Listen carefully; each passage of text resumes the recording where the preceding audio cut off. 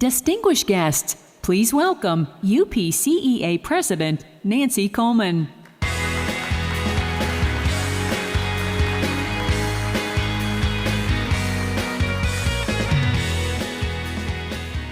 Good morning, everyone. Last day of the conference, and I have to start by asking, are you all having a magical day? This felt like the right thing to do. So how has the conference been so far? Let's see by a show of hands how many of you have learned new things. How many of you have met new colleagues? And how many of you are excited about bringing all of this knowledge back to work on Monday and starting to implement it? Okay, there we go. Thank you for your honesty on that one. So over the past couple of days, we've heard from some incredible speakers. Ami Eubanks Davis described how work is dignity, something so important I encourage you to return to it often, as she underscored the importance of merging technology and building strong human networks. Cheryl Wudon reminded us that talent is universal, but opportunity is not, and that the basic engine of opportunity is education. As I reflected back on these powerful keynotes, I realized that there's one thing that's at the center of all of these conversations. It's us. It's the work that we do that makes a difference, whether it's providing access to education for underserved populations, reskilling and upskilling our workforce for jobs that don't yet exist, or just providing the platform for adult learners to realize the incredible opportunities that education enables. We are at the center of it. It sure has been an incredible few days here at the conference, and I'm sorry to see it come to an end. Today is actually two endings for me. One is of the conference, of course, and the other is to my tenure as UPCEA board president. This afternoon, I'll hand the virtual gavel to Lisa Templeton. It seems like just a few years ago that I was sitting in the audience, waiting for a keynote to begin and listening to former President Alice Warren. Alice, if you know her, is a force of nature. Her words about leadership inspired me to wonder how interesting it would be and how interesting it might be to serve UPCEA in a leadership capacity, first as a volunteer leader, and then might I even dream as president. Thank you, Alice, for inspiring me. And for all of you out there wondering the same thing, and I know that there are some of you, I have two words for you. Do it. Just do it. Take the leap and volunteer with this great association. It has been a privilege and an honor serving UPCEA in this role for the past year. I've had the opportunity to work with an incredible board, a talented and dedicated staff, and to help shape some of the decisions of this association that will affect us for years to come. I'm so excited for the future of UPCEA and our profession in general. For years in the PCO world, we've been craving a seat at the table. We've been searching for relevancy, and we want to give voice to the critical role that our units play in advancing equity in education. That day, folks, has come. Our time is now, as you have clearly heard from so many of our wonderful session speakers this week. Most precious to me, though, about my time as board president has been the relationships that I've formed. Through the association in general, I've met so many wonderful people, and it's been such a pleasure this week just walking the halls and saying hello to so many of you that I haven't seen for a long time, and to making new friends. And for those of you who waved at me and I gave you a blank stare and waved back, I'm blind, so I can't really see you if you're far away, so please don't take offense to that. But it has seriously been a pleasure to see you all, and I look forward to our next opportunity to get together. Stepping into this volunteer role a year ago has really given me a new perspective. Being involved in conversations and decisions about PCO that spanned well beyond the borders of my own institution has been an incredible gift, and one I know that will make me a stronger leader back at Harvard.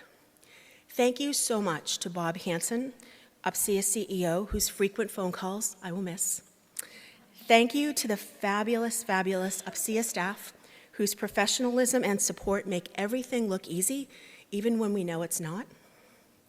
Thank you to my colleagues on the board, whose passion for our work is infectious and creates change. And thank you to all of you for being such a wonderful support for this association, for each other. We're really just privileged to be part of this group we call UPCEA. So before I close, I just want to share with you an exciting opportunity, particularly for the writers in the room.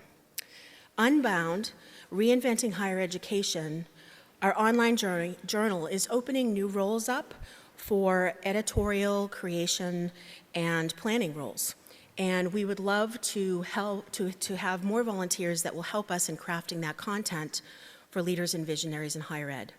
So under the editorial leadership of Rich Novak from Rutgers University, Unbound is inviting new voices, new ideas and insights. And if you're interested in volunteering your time in whatever capacity, please look at the screen and scan the QR code, visit the website, and see what you can do to help us with Unbound. So, before inviting our featured session speaker to the stage, I have the honor of presenting a couple of awards, to the two final awards of the conference. First, please join me in congratulating Linda Wilson, Kansas State University, the 2022 recipient of the UPCEA Outstanding Professional Continuing and/or Online Education Student Award. Linda, we're so happy, and we are so happy to be able to celebrate you today and learn more and share in our students' success. Linda exemplifies the desire for continuous learning and the importance of giving back to the community. Balancing full-time work with the pursuit of a graduate degree, Linda brings verve to these roles, continually giving back and mentoring others to embrace opportunity wherever it may be found. As a colleague noted, some people are meant to be part of your life, and others you want to be part of your life. Linda is one of those unique individuals that fits both. Her genuine engagement builds long-lasting business and personal connections. And now we have a short video of Linda's acceptance remarks to share. Hello, my name's Linda Wilson. I'm a graduate student in Kansas State's Industrial Organizational Psychology Master's Program. When I started the online program, my plan was to apply the concepts at work and continue advancing my long career at John Deere. Then two things happened at the same time. John Deere offered its salaried employees a voluntary separation package as part of a major reorg, and my dad was hospitalized with diabetic ketoacidosis. I accepted the offer and left John Deere in August 2020 to care for Dad. For the next several months, I worked with medical professionals, support agencies, and family members to get Dad's health back on track. He now lives independently with some in-home help. During this time, I also volunteered with a local nonprofit, helping them refine their training strategy. Without the flexibility of learning online, I would not be able to help Dad serve in the community and personally flourish. My goal of getting a master's is on track, thanks to Kansas State's global campus. I've achieved a 4.0 GPA, and graduation is this December. I'm also happy to share that I've found flexible employment working remotely with a large tech firm and teaching leadership skills online. Thank you so much, UPCEA, for this recognition, and to everyone at Kansas State for supporting me so warmly on my journey. Please join me in welcoming award winner Linda Wilson to the stage.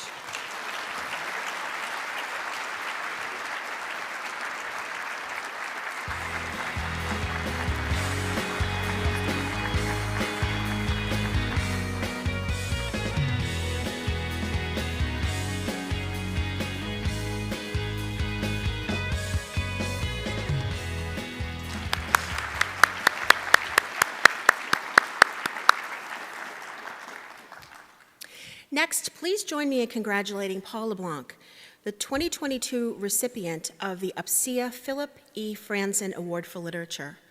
In lieu of a video, we have Paul with us today, and I'll have the pleasure of interviewing Paul about his work in just a moment. Please join me in congratulating both Linda and Paul. And now, please let me introduce the program sponsor, Desiree Young of ThriveDX.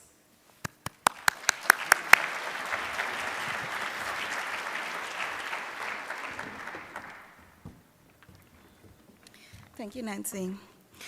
I am Desiree Young. I'm Executive Vice President for ThriveDX, responsible for global partnerships and strategic innovation.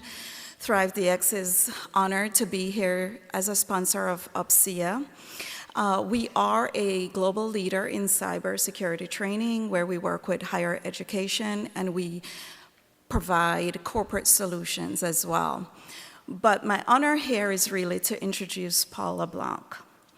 Paul LeBlanc is the president of Southern New Hampshire University.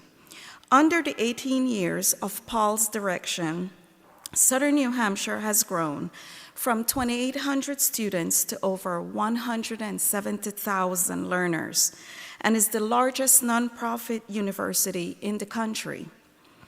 Paul serves on the American Council of Education Board and serves on the National Academies of Science, Engineering, and Medicine's Board on Higher Education and Workforce. He has worked as a senior policy advisor to Undersecretary Ted Mitchell in the United States Department of Education. In 2018, Paul was awarded the prestigious TIAA Institute Hesberg Award for Leadership Excellence in Higher Education. His new book, Students First: Access, Equity, and Opportunity in Higher Education, was published by Harvard Education Press. Paul and Students First have also been named in 2022 Philip E. Franson Award for Literature recipient. Paul immigrated to the United States as a child, was the first person in his extended family to attend college, and is a graduate of Framingham State University, Boston College, where he earned his master's, and the University of Massachusetts, where he earned his doctorate. From 1993 to 1996, he directed technology startup for Houghton Mifflin Publishing Company, was the president of Marlborough College, and from 1996 to 2003, that was what he served, and he became president of Southern New Hampshire University in 2003. Please join me in welcoming Dr. Paul LeBlanc.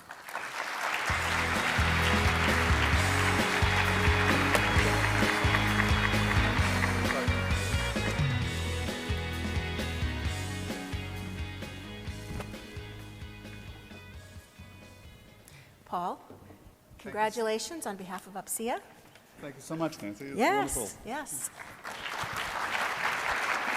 Oh, we need a photo. We need a photo. Let's get the plaque Not back. everything can be perfect, right? All right. So we are so thrilled to have you join us today to talk about your book, Students First, and also just to talk about the state of innovation and transformation in higher education.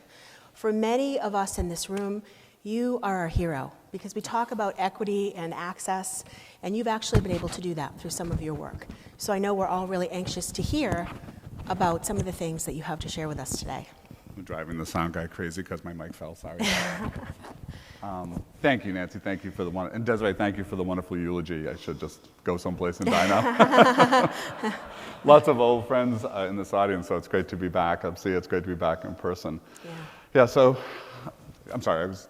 No, I was just going to start and say... Yeah, please, let's jump in. What compelled you to write a book about Students First? So for any of you who haven't seen this, I'd encourage you to pick it up because it's all about equity and access and the things that are all close to our heart. So tell us, Paul, what encouraged you to write about this topic? Yeah, so I think it's a topic that's near and dear to everyone. I mean, UPCEA is sort of squarely in this space, and I think you'd mentioned, and Desiree mentioned in passing, I was a first-generation college kid. My mom cleaned homes and worked in a factory till she was 76. My dad was a day laborer. They had 8th grade educations. Everyone in our neighborhood worked in the trades. No one went to college.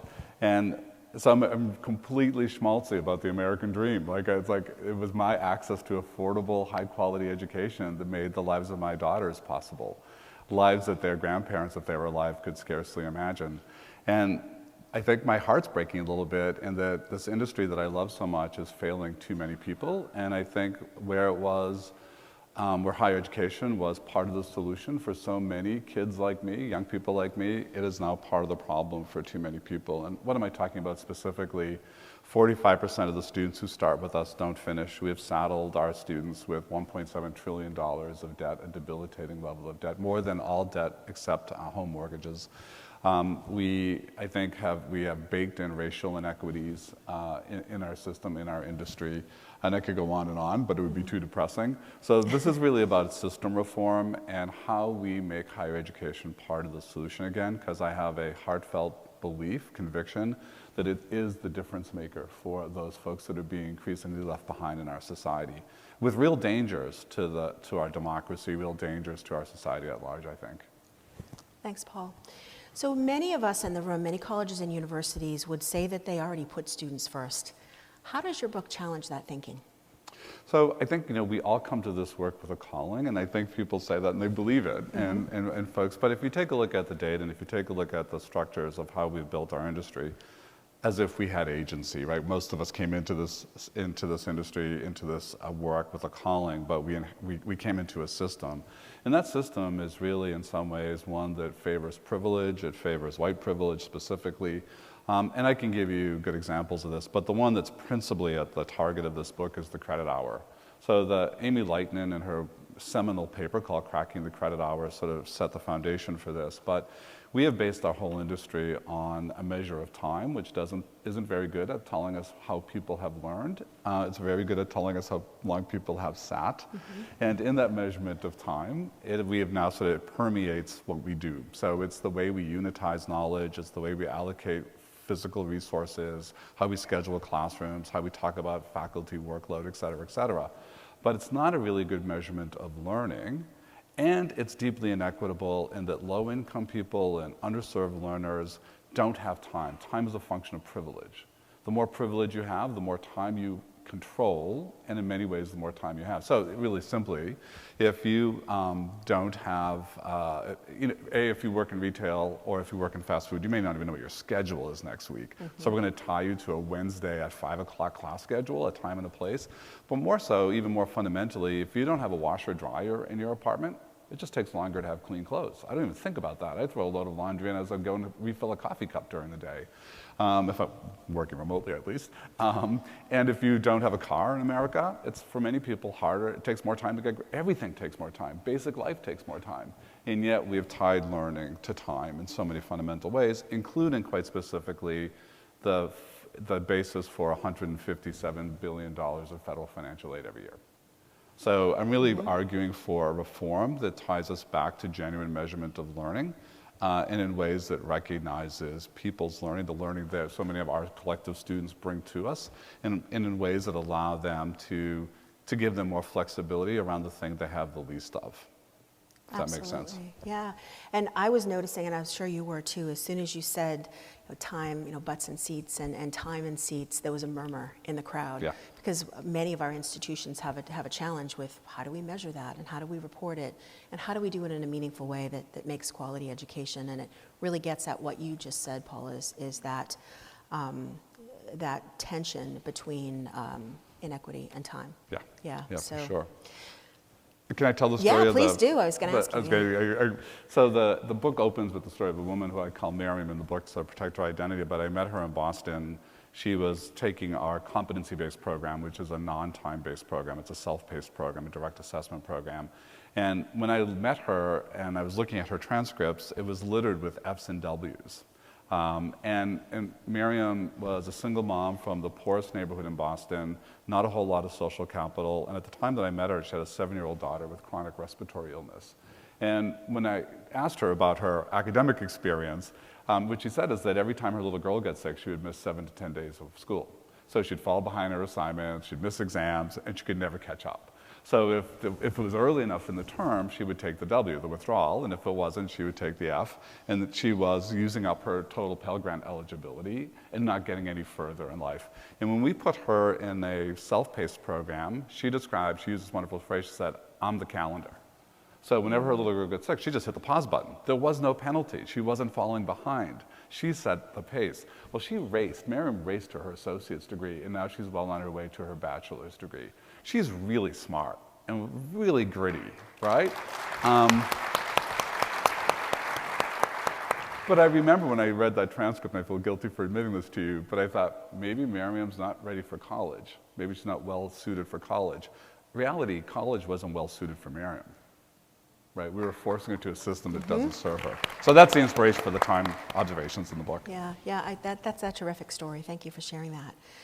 So what would you say to those critics who believe that competency-based education is really more vocational in nature and might not integrate some more traditional humanistic aspects of education? Yeah, and it's a very common, around CBE, it's a very common critique. So the notion is, okay, I get it, CBE works great if you're a coder because I can see if your code compiles, if you're doing something vocational where I can actually observe your skills. But if I teach philosophy, how do I work with CBE? And I also was like, CBE may be the salvation of the humanities because those skills are actually much sought after. The sort of skills and competencies that we associate with the humanities are actually the increasingly important ones, and also they're the ones that are more insulated from algorithmic displacement. I'm in the camp that thinks we're going to see enormous job displacement. And there are lots of arguments and debates about this. But I think, I think we'll need 10% of the accountants we have today, because most of accounting can be algorithmically rendered, and it's happening already. In that world, then I would argue that distinctly human work is what won't be displaced. We just don't happen to value distinctly human work very much, because the reality is there are lots of jobs if we were willing to pay for them and fill those jobs. We don't have nearly the number of people in our mental health system. We don't really have a mental health system. We have prisons and jails instead. We should be flooding, right, a system of mental health. We should be flooding our inner cities and low-income communities with social workers and with supports. We ought to be flooding our schools with art teachers and music teachers, and right? So there's lots of work. So one of the things that, thank you. One of the things I argue in the book, and it was an idea that Jamie Marasotis at Lumen and I cooked up, is we were having a debate where we agreed that we're not fans of universal basic income because it's too low and it just keeps people in a low level of poverty, like the just short of revolting level of poverty, right? So what we argue for instead is universal human work, guaranteed work, so that if you were displaced from whatever jobs, that you'd be retrained. And look, we're not going to make, we wouldn't necessarily make a coal miner or a social worker, but there's lots of important work and infrastructure that we need across this country that people can do. I don't want to make generalizations about who's got an aptitude for anything, but the idea is that we could pay for that. Because the money right now that we're paying for prison, the money right now that we're paying for the dysfunction of whole swaths of America is more than it would take. And I'm with Bill Gates, who just says, tax the robots. There is enough money in our economy to take better care of people than we do today. So I've been thinking a lot about this question of how does this play out? And to go back to your question, there's a reason that McKinsey recruits from the philosophy departments of the best universities in the country, from Harvard and others. Why? Because those folks actually have highly marketable skills. They're critical thinkers. They understand logic models. They're meaning makers. They're creators. They have human skills. And those actually can be taught and they can be measured. We know that. We do that work today. So I'm not patient with it. I think it's actually too minimalist and simplistic a sense of what's possible. That's really interesting. Thank you. Yeah. I'd love to learn, and I'm sure our audience would as well, a little bit more about competency education, because it seemed like it shot out of the gate really fast and there were a lot of early adopters to it, and then it seems like we don't talk about it enough anymore. What do you think about that, Paul, and how are you situated within that? I say this as someone who was guilty of irrational exuberance when we first moved down this path. So I think, I describe in the book, as you all know, the Gartner curve. So the Gartner curve, if I'll use MOOCs as an example, when they sort of arrive on the scene, irrational exuberance. MOOCs were going to change the world, and they were going to sort of reinvent higher education. Then, of course, they don't. And then we go into the slough of despair. So the slough of despair says, see, that was just another fad, didn't hold up. And then the movement sort of slowly and more quietly builds. So today, Coursera is a very important piece of the higher ed landscape. edX was sold for $850 million. These are important players. They look different than what they originally imagined. That happens with innovation, but they're part of the landscape. Similarly with CBE, we had lots of sort of excitement about CBE and how it's going to change the world, and then it didn't, so we were in the slough of despair, and people said, see, another fad. But in reality, it's taking hold all across our industry. I was at the CBEN conference in the fall, which focuses on CBE. There were 200 institutions there, in the workshop about starting your first CBE program. Stig Bletchley, who was just at the ASU plus GSV Summit, is putting together a $1 million fund to create new accreditation for CBE and outcomes-based assessment. The crisis in workforce, technology certainly, healthcare even more dramatically, is moving us to start thinking about what are the alternatives to degrees? How do we think about micro-credentials, laser-focused on skills, tied to in-demand jobs? How can we move away from traditional measures of skill in those areas? So why are we focused on clinical hours for nurses, for example? Why aren't we focused on people saying, no, we can measure your performance and see that you can do the things we need you to do, right? And if it takes you longer, that's also part of the picture, because we don't want people who don't know how to do it simply because they completed X number of hours. But if you can get there quicker, we need you in the workforce. So I think that time is right for CBE. Institutions are doing CBE. There's a discussion about how do we better evaluate CBE. And there's serious conversation in policymaking circles about how to better support it. Because the fundamental challenge we've had in direct assessment is that while the legislation in Title IV allows it, none of the financial rules underlying our disbursement of financial aid kept pace. So even if you're doing direct assessment, which is non-time-based, you still have to account for satisfactory academic progress, a time measure, term definition, a time measure, and you sort of go through all of these things. So I'm actually meeting next week with James Cabal, who's the new undersecretary, and this is on his agenda, which is how do we better serve this growing need for CBE? So I think that a lot of things are coming together well. It's more in our industry than I think people might guess.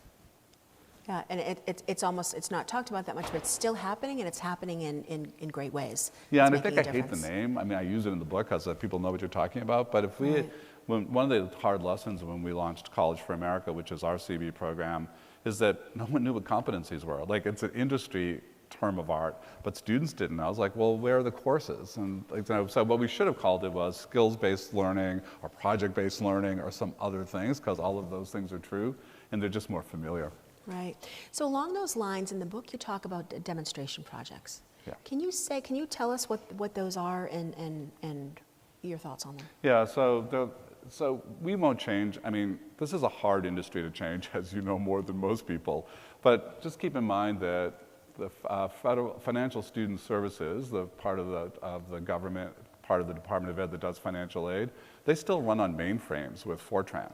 I mean, that's how old the system is.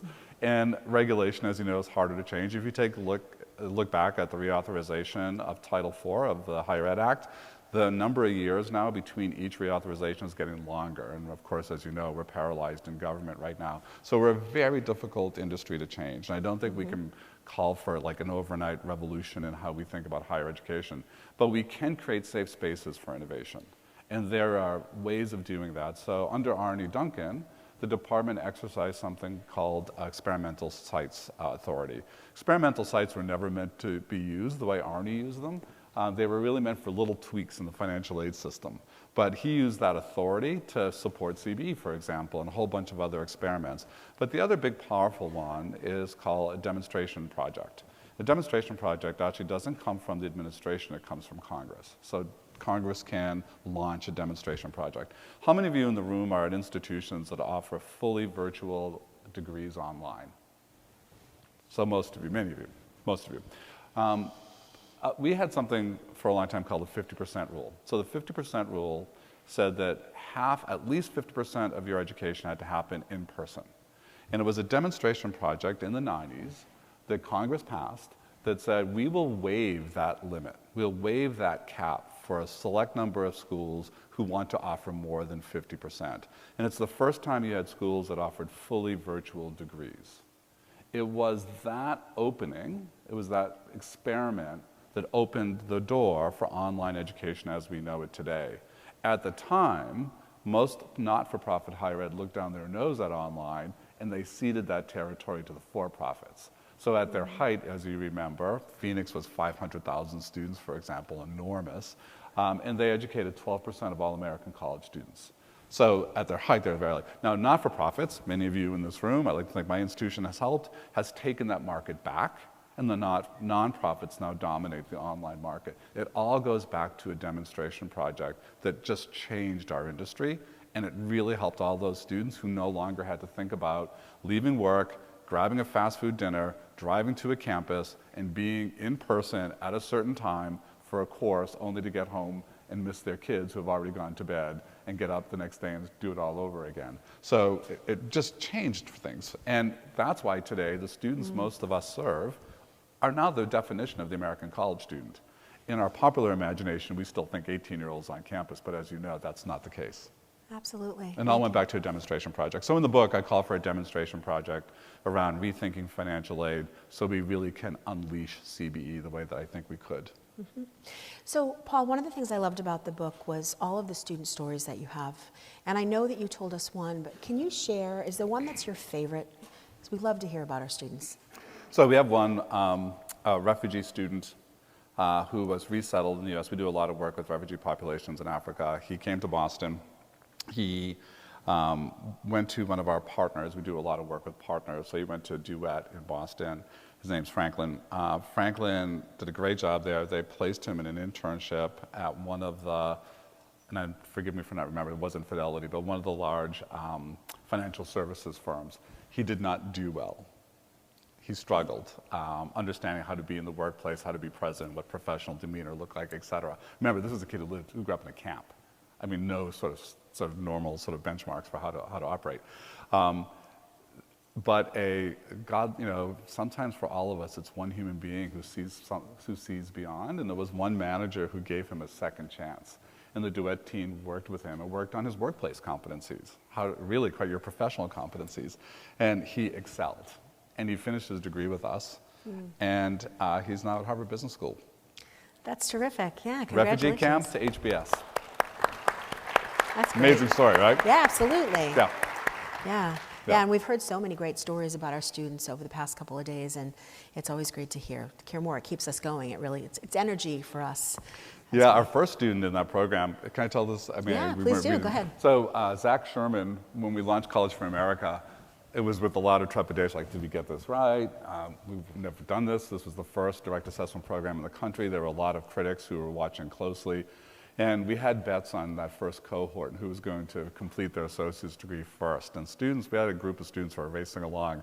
And there was this one woman we thought, she's going to nail it, like no one's even close. But then it was like a horse race. And we were like watching this one guy named Zach out in Ohio who kept moving closer and closer.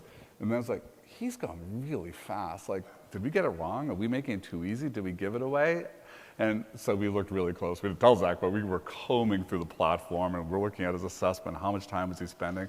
Zach was a young guy, he was in his early 20s, who worked the graveyard shift at a ConAgra food plant in Troy, Ohio. He was a janitor. And he would get home at 7 in the morning, grab shower, grab breakfast, and then he would log on. He would spend the day. So he put another sort of full day, 8-9 hours, get some sleep and go back to work for midnight. He had no obligation. He didn't have a girlfriend, a spouse, a partner, a pet, or even a houseplant, as he told me later.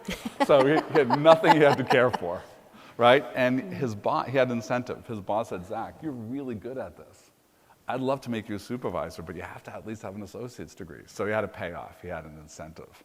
So Zach went from 0 credits. He might have had a handful of credits when he came in, but the department would let us accept credits in the beginning. We had to have 0 or 60. Those were our only 2 choices.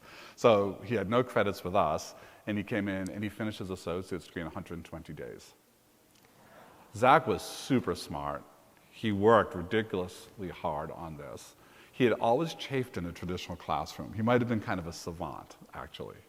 And he finished his degree and has now gone on to get his bachelor's degree. He's left ConAgra, he's getting paid really well, and it just completely changed his life. Now, Zach is the exception that proves the case. We have very few Zach Shermans. I actually like to talk about this one woman who just plugged along on her writing competency. And the poor thing, I mean, we're not trying to produce Hemingway, right? We just need somebody to be a competent workplace writer.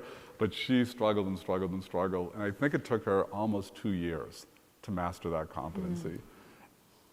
But she said to me, but I can write now, right? I mean, she's like confident in her abilities to write. And her employer didn't get someone who slid through freshman comp with a C, right? And one of the things that we have a lot of conversation about in our program is what counts for competency. And we were very rigid in the beginning, so it's mastery and not yet. So our students love the not yet, because the not yet suggests a growth mindset. It doesn't mean failure. An F is debilitating. A not yet is, I got more work to do. In fact, we had students who had T-shirts in our refugee camp that said mastery on the front and not yet on the back. But they love this idea of not yet.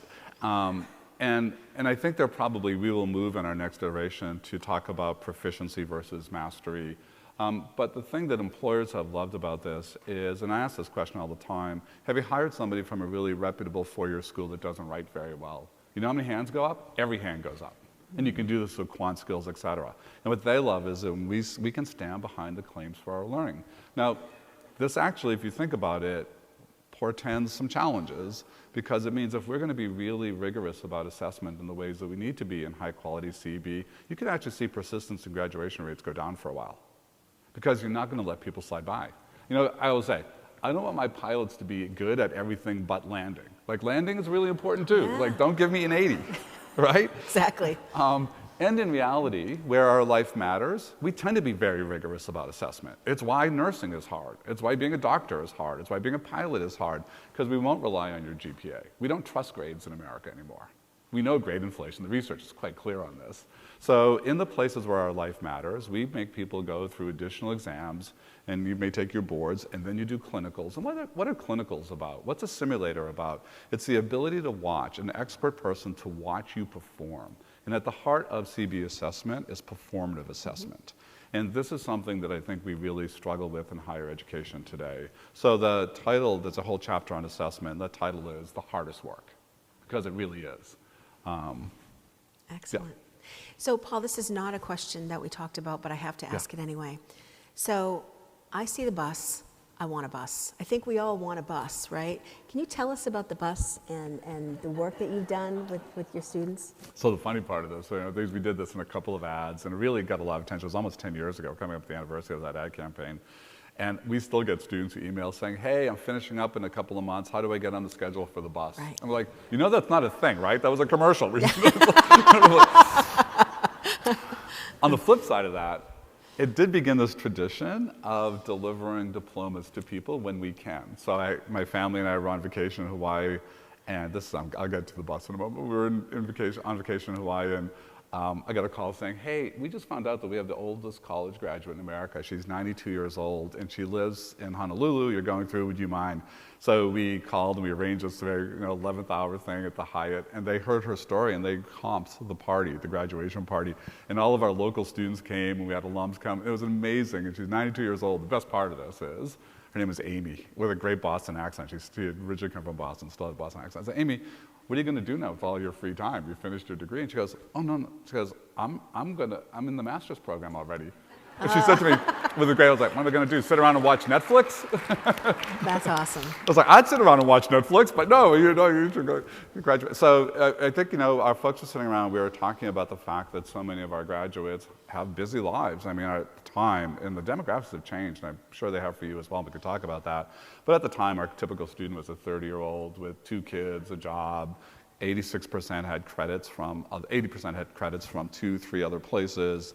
College, wasn't in the works for them, or life got in the way, or they weren't ready. But anyway, that was our students, and so many of them couldn't come to graduation. So we thought, can we bring kind of graduation to them? And that spawned the idea. One of our marketers said, why don't we do a bus up, and we'll just drive places and deliver the degree. So my favorite one, and you can look this up, it's the only time I've ever gone viral on the internet, I think, was we found out that one of the cast members from the musical Come From Away, if you know, it's wonderful. It's about 9/11, when all these planes landed in the little town of Gander, Newfoundland. If you remember, we closed our airspace, so all these flights from Europe had to go someplace, so they landed in Gander, a town of 9,000 people, 7,000 passengers had to be accommodated, so people brought them into their homes. Wonderful story, it's on Apple TV if you want to see it, if you don't want to go to Broadway.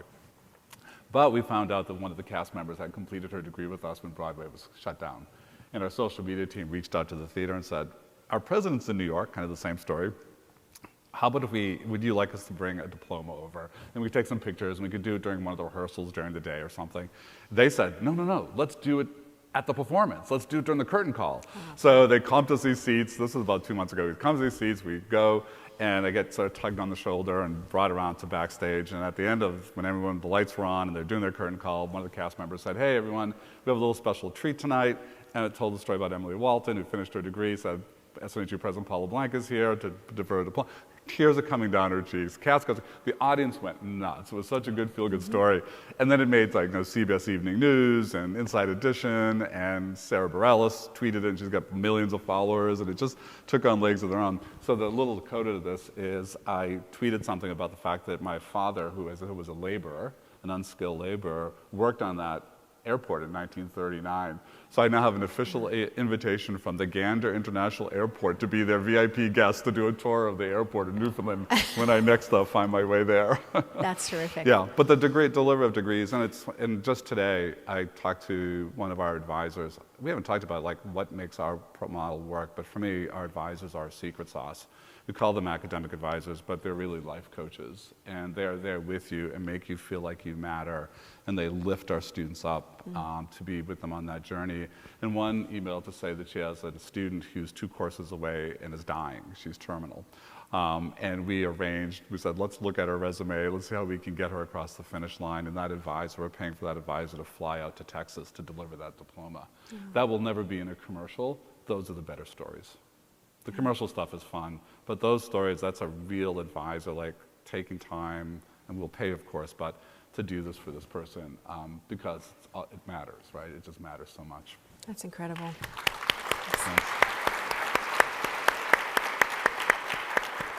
So last question, and then I know our audience probably has a ton of questions for you, Paul, so we're going to open it up for them. But you have a new book coming out later this year. Can you tell us a little bit about that? Yeah, so you can tell 2 books in a pandemic means only the following. I have no social life, and I wasn't traveling, and our kids are grown. So in writing Students First, I really was sidetracked by a question that continued to haunt me, which is a more existential question, because Students First is about system reform.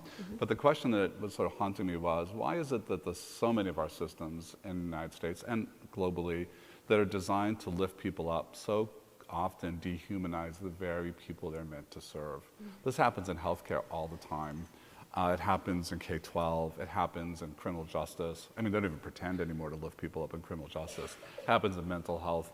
And we do terrible, terrible things to people. And I was really taking what happens? Because so many of the people I know, my friends who are police officers who work in the courthouse, my friends who are in healthcare, they have a similar sense of calling, the same sense of calling that brought all of us to our work. And yet they're complicit in systems that do these terrible things all the time. So I went on a journey to try to understand that. And I have to share with you that it's probably the most important, powerful year of learning I've ever had in my life. I interviewed people who are really rethinking those systems, really caring, asking the same question, and then rebuilding, and I'll give you a great example of this in a moment. Also sociologists and psychologists like Jessica Benjamin at NYU or Matt Steinfeld at Yale, what is this? Or Greg Elliott, who's my hero, who's a sociologist at Brown. So the first chapter in that book is really inspired by Greg, who writes about mattering. You can't build systems that make a difference in people's lives if you don't fundamentally see them, if they don't feel seen, if they don't feel like they matter to you. Not belonging, right? You belong to associations and all kinds of things that don't really know you. But I mean know you the way that all of us have had teachers, almost all of us, I guess, have had teachers who took that extra time to know us.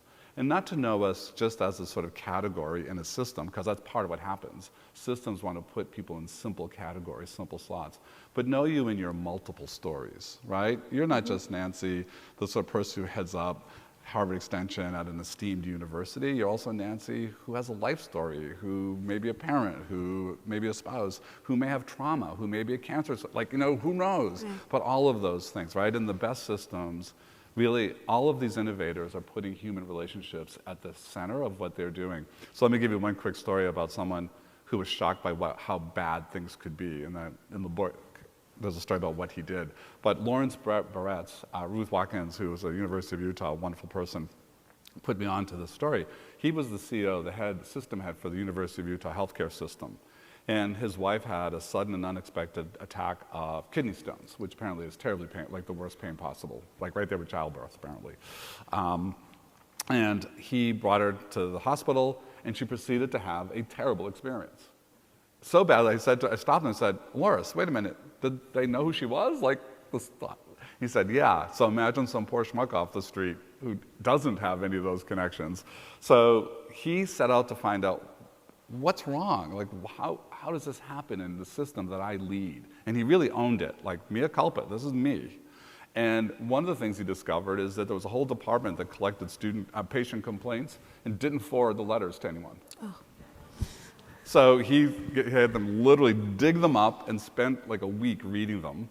And then he commissioned a video crew to go out and do interviews with the worst ones, like the worst stories, to capture those stories. And then he brought all of his medical staff into a room like this and closed the doors and showed the videos. And he said, he still tears up when he thinks of them. And people were sobbing because they were complicit in these stories of trauma and pain and dehumanization. And then he set out to figure out, how do we fix this? And when you sort of move through all of what he did, so you have to look at your incentive systems, what insurance pays for, the fact that insurance wants the doctor to spend minimal time with you and get to the next because the system gets paid that way. And there's lots of research around this. But when I asked myself, Lord, what is the thing that mattered most to the people you were serving? Like, what did they want most? And he said, they just wanted respect. They wanted to be seen as human beings. They didn't want their doctor talking past them or looking at a screen. They wanted them to know who they were as people, not just a kind of disease or not just an illness type. And it was really moving. And he went out and he took that system from being the lowest, among the lowest ranked in the country, to literally the #1 ranked hospital system in the country in terms of patient happiness and satisfaction. And I worked through sort of, conversations with incredible leaders about this. But we can spend a lot of time talking about policy in higher education, and I can write a book about system reform. But if you think about the operations we collectively lead, if students don't feel seen, if they don't feel like they matter to us, and the polls, the surveys on students is not positive in so many of our institutions. They have to feel seen. We have to lift their sights and their hopes. That's the second chapter. There's a chapter on stories. We have to collect their stories. There's a wonderful, the Nigerian-American writer, DJ, who writes about she has a TED Talk on the danger of a single story, which I just find so inspiring. We need to know people in their multiple stories. And then I talk about what does that mean for systems and what about leaders. I'm really excited. I just found out today that, long story about how this would happen, but Patriarch Bartholomew, who was Orthodox, sort of the Pope of the Orthodox faith, apparently likes the manuscript and is endorsing the book. So that's great. It's getting people, well, he's not a pope, but it's getting religious blessing. It'll be out in September. Terrific. I look forward to reading it. Yeah, thank you so much. Thank you. All right, so what I'd like to do now is turn to your questions. So you can see behind us the QR code. Please send in your questions.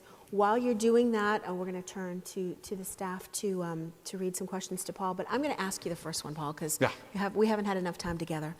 So many of us in the room, you are a transformational and visionary leader, and one who many of us in the room aspire to be. If there's one piece of advice that you could give to us on how to create change in our organizations, what might that be?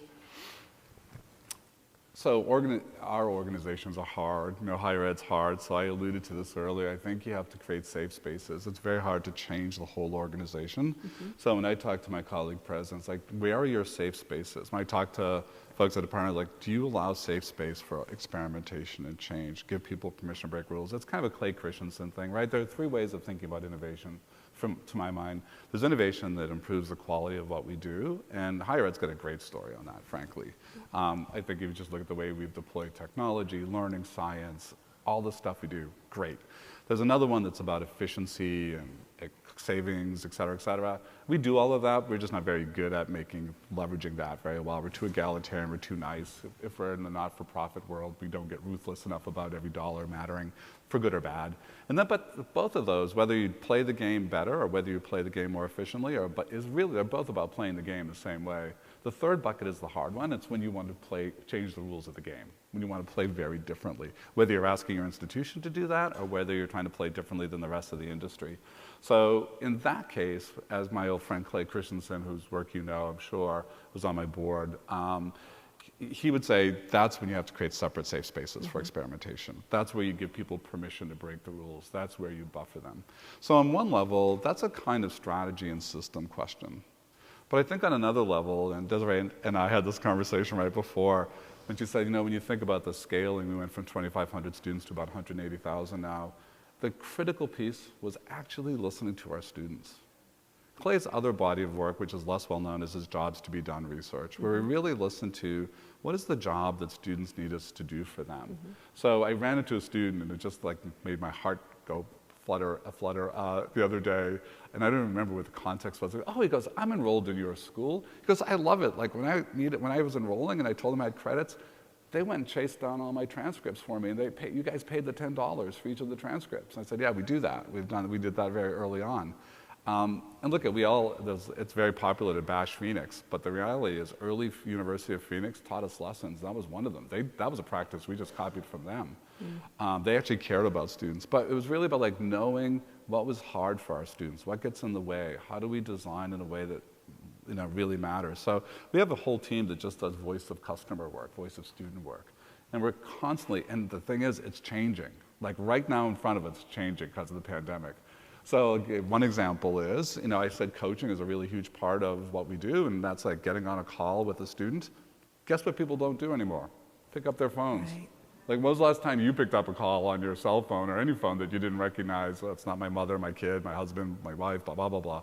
So like, how do we reach students today? And I've been, in writing this book, Broken, which I just described, I was really struck by an article by Stephen Botticelli, who's a psychotherapist. Psychotherapy has a real challenge right now, which is that this next generation of Americans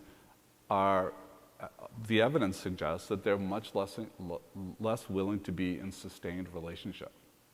Well, that's the only way therapy works. I would argue it's the only way that learning works. And are we in a time, and he has a theory that it's social media, it's the fickleness of a world where likes matter more than relationship. Like we all get excited if we have X amount of followers. Your followers, weird word, your followers are not relationships, right? They're superficial, they're light. We talk about loose networks. Loose networks are really powerful, as we know, for getting jobs. They're not really good for changing your life. No one in a loose network says, Nancy, how are you?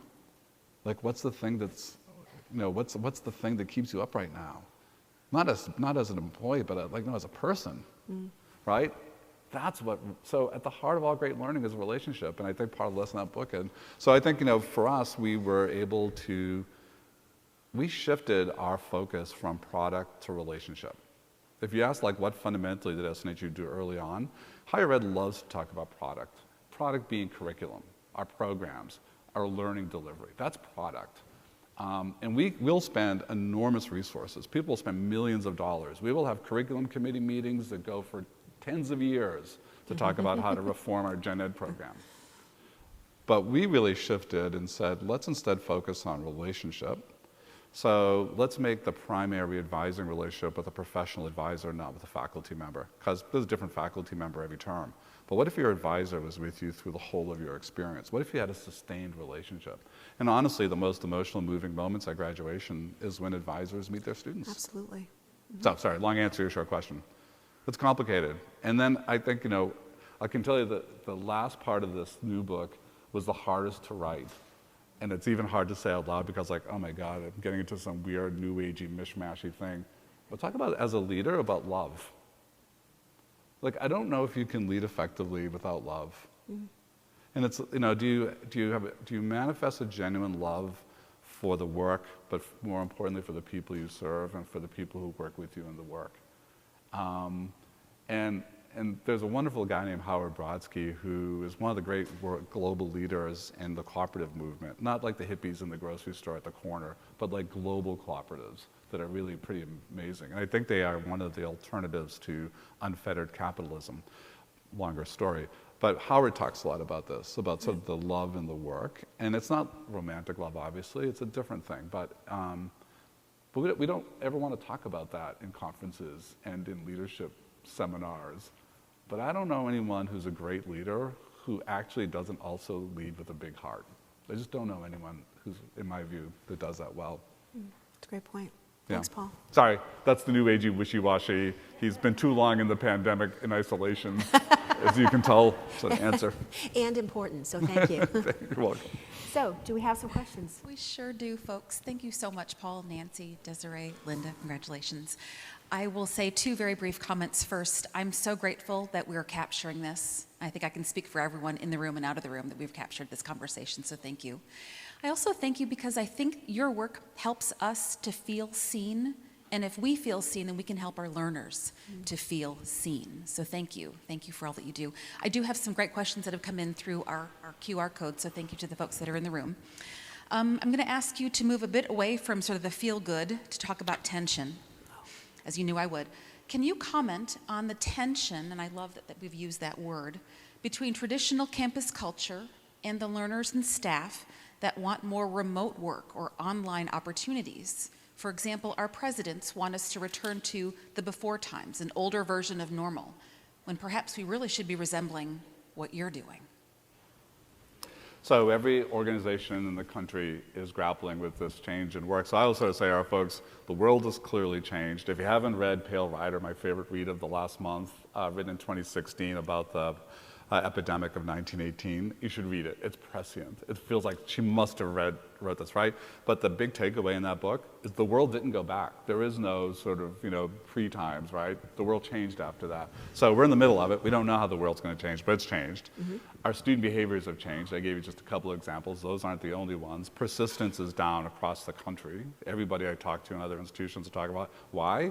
Because the students we all care about were the most impacted by the pandemic. They're the most displaced in their lives in the pandemic. And then employee behavior has changed, what people want. So I love the fact that, New York financial services companies with Jamie Dimon's like, everyone's going to come back. You know what people said? Bye. Yeah.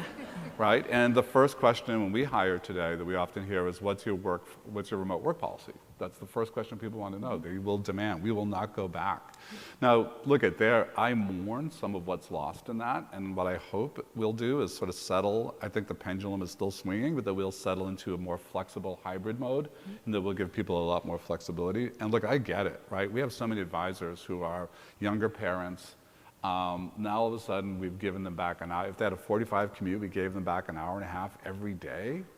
That's a lifesaver, right? They're home when the kids get home, et cetera, et cetera. I get it.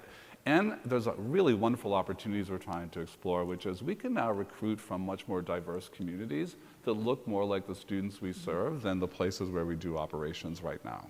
So I think we're, the leaders who resist this, who don't get this, I don't know how you can think about going back to sort of pre-times. Residential campuses are interesting because residential campuses in part derive their value from physical proximity.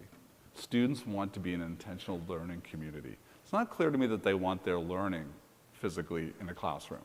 I think one of the things we learned in the pandemic, and I think smart schools will be much more flexible about how a residential student learns, but they want that community, what I would call their coming of age experience.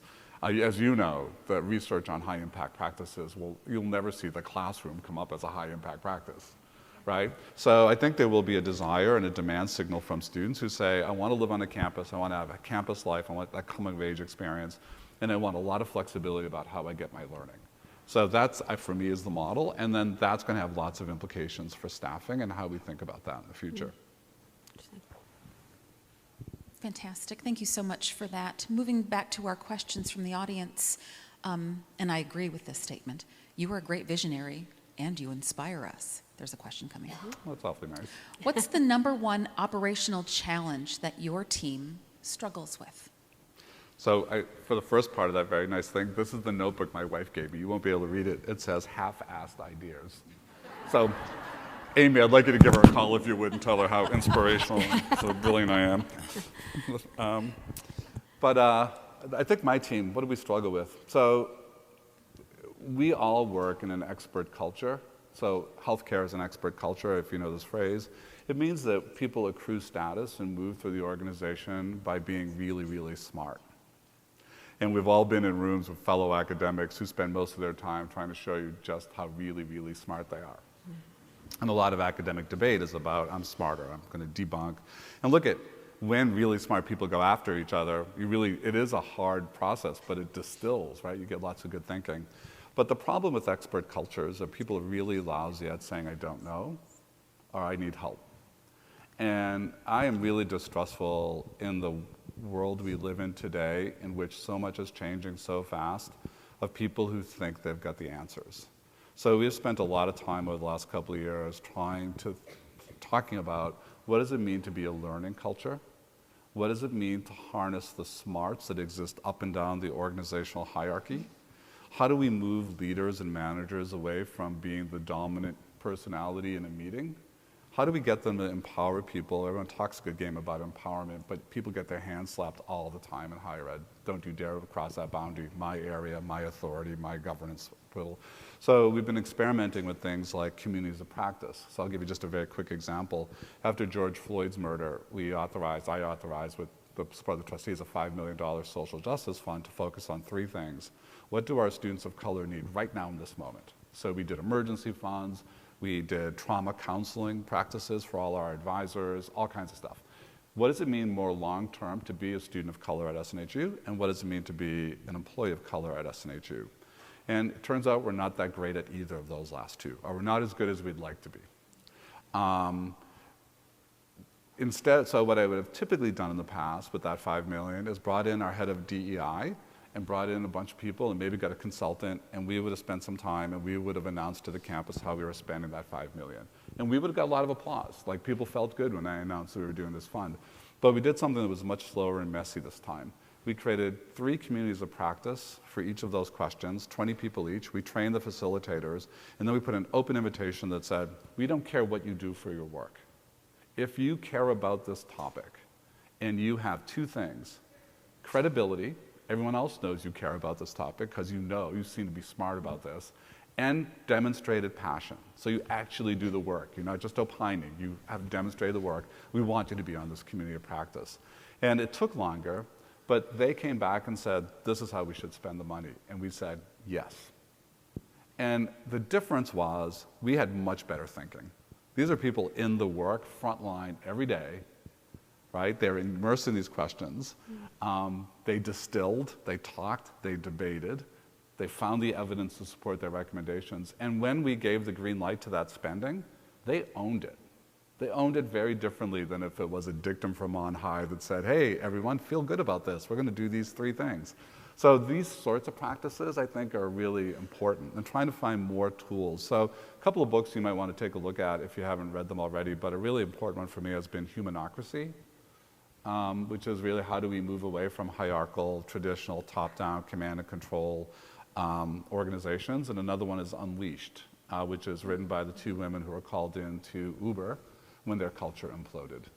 How do you sort of rethink culture? But both those books are part of a new body of literature. Stanley McChrystal's book is another one, if you know his book, Team of Teams, which is a little bit about this. I think the military talks a better game on this front than they do, but they talk again about how do you move away from top-down leadership. That's great. Paul, thanks so much for that. I'm always inspired when you take inspiration from non-higher ed and from other organizations that are simply just doing great work regardless of the industry. Let me bring us back to something a bit more specific to this crowd. You've talked about competencies and how that term can be hard to convey and to discuss and to message around.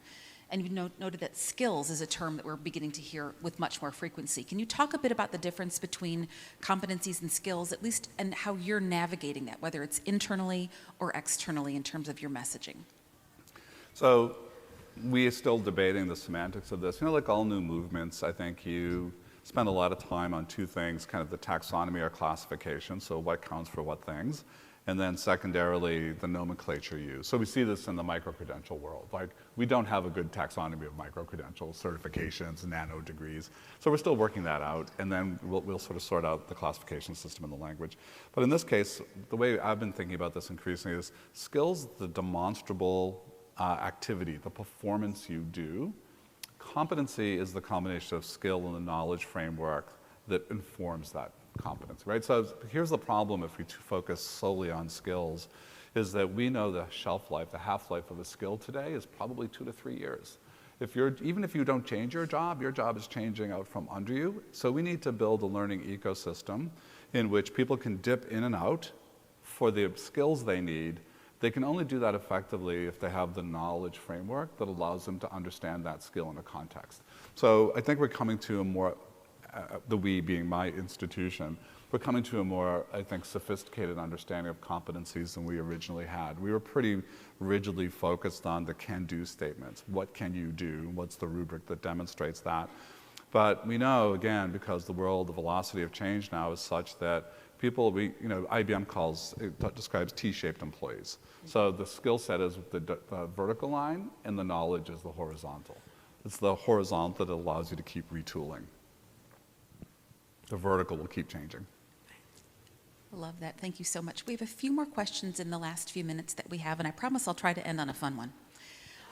We have from, and I love when folks add their name to the questions. How delightful. Andrea Carroll Glover, wherever you are, great one. In the context of higher education, how do you suggest we carve out time and space to be innovators, to play in the sandbox, to break the rules, when we're tethered often to a higher education setting? How do we find the capacity and instill in others the ability to experiment? Yeah, and the answer to that is so different from institution to institution. Like where is the tolerance for making space to do that? So if you ever have a chance to talk to Brad Smith, who is the longtime and much admired CEO of Intuit, who has just taken the presidency at Marshall, he did a wonderful seminar for my team about how they bake into Intuit the ability to do tiny little innovations, and they have a process for that. So any employee can say, hey, I actually think our customers could do this thing much better if we did this. And they have a very simple process by how you submit that, and it includes training on how you design the experiment and how you test it, how you assess it. And then it goes through a little bit of an approval process. And every year, if anybody here used TurboTax, there was something like 180 experiments going on in the system. So they have institutionalized this in a way that everyone can be a sort of a mini inventor, innovator. I'm also think that and this pains me because I know it's true in my organization, but I'm very influenced by David Graeber's book. If you've read it, Bullshit Jobs, do you know this book? Where 60% of people globally think that if they stopped doing their job tomorrow, no one would notice. It's less than that in the US, but it's still something like 40%. And then it goes on to talk about, while it may not be the whole of your job, it might be 60% of your job. And I think one of the things that I've been asking my team to do is spend more time taking a look at what is the work that actually has a direct impact on students versus the work that makes the system happy. And I'm pretty sure we're asking people to do way too much work that makes the system happy and not enough work that improves the life of students. So I think, for leaders, it's how do you find that space and time? And then I think the third is sometimes you just have to be a guerrilla innovator. You just have to not ask for permission to do stuff, right? And then it's a little bravery, it's a little courage, it's a little like being sly about it. Just try stuff. Because it's actually, we can spend a lot of time designing innovation, but the reality is a lot of this happens in practice and actually doing something. So Jazz is here and he worked for us. He knows we have teams of advisors, teams of 10. And every team of 10 has a team lead. So what I've been proposing to the woman who has all of that is to say, can we just give every team of 10 permission to try stuff and not worry about getting it wrong? Just do something really different. And let's see what happens. Now, of course, you can say, but you're talking about students. Yeah, but I'm not talking about surgical patients, right? They're not going to die. If we do something a little different, we'll try it, and if we get it wrong, we'll sort of make it right for them. But I think we as an organization, all organizations, it's kind of in the spirit of that safe space for experimentation. That's fantastic. I just love this phrase I just learned last week when someone said to me, when everything changes, change everything. Right? Everything has changed. We should be changing everything. Incremental change doesn't do enough. And I've been a little ranty at work because I was in a meeting where we literally had the leadership team talking about the cell phone policy. I'm like, are we talking about the friggin' cell phone policy? The world has changed. The cell phone policy, oh my God, I almost fired somebody. I don't fire anybody. Sorry. You can tell it's still with me. I'm traumatized. I almost don't know how to top that, but we do have a question, which I think is just a really illustrative one and sort of a fun one to wind up our time together. You're a 17-year-old high school senior. What does your higher ed journey look like? Go. So the good news is you have so many more options for how you think about your future. Mm-hmm. The second is don't let higher ed be a vote on your humanity. The trauma we do to high schoolers in the admissions process is just shameful. And then for me, it would be, and it's really parents, because parents do this to their kids almost as much as peers and systems do this, which is listen to your kid. Know them. Like, I know that on our campus, and our traditional campus, in any given year, some goodly portion of students are there because mom and dad says you have to go to college because that's what everyone does. It's probably the least good place for them, and it's a hell of an expensive way to experiment. So I would say be open, right? And you two have all been on flights, and my wife just can't get over the fact that I like to talk to people on airplanes. I'm that guy. And I get the signals, like if you put your headphones on, your sunglasses, like I won't bother you. I know. But I was just on a flight from Denver, and I had 4.5 hours of the most animated conversation with the head of global partnerships for Google. We just talked the whole time. It was amazing. He's a great guy. But anyway, I was going to say, invariably, someone says, oh, you work in higher education, blah, blah, blah, and then they'll proudly tell you about their first kid and their baby, who are both in great colleges, and then they'll sort of pause and apologize for their middle child, usually it's the middle child, who is lost and trying to figure out what they're going to be, and he's working as an electrician. I'm thinking, I know which one's going to make the most money. Like, I don't even care what the other two are doing, right? And I was just like, that's great. Like, he sounds like the interesting one. How did he buck the trend, right? And we've got to develop a conversation, a discourse in this country that doesn't assume that college is 4 years of college. You know this. The 4 and 40 model is dead. 4 years of university and 40 years of career is long gone. So how do we think about, the watchword for the future, which is fluidity and flexibility, right? And give people lots of options that move them through. But understand their story, the thing that they need more than anything else. And there are multiple stories, I think. Paul, thank you so much. This has been incredible. Let's all give Paul a round of applause. Thank you. Thank you. Thank you. Thank you. Thanks so much. Oh, you're too kind. Thank you. Thank you so much. Thank you. Thanks, Nancy. You're great. Thank you. All right. I can't think of a better way to end our conference and our time together. I want to thank you all for joining us. I want, first of all, to thank this incredible facility and the staff and all of the folks who came together to make this such an incredible event for us. Thank you to our staff. Thank you to the conference organizers and the chairs, Susan and Tom. It's really, truly been a pleasure to be with you all, and until next time, thank you all. Oh, that was great.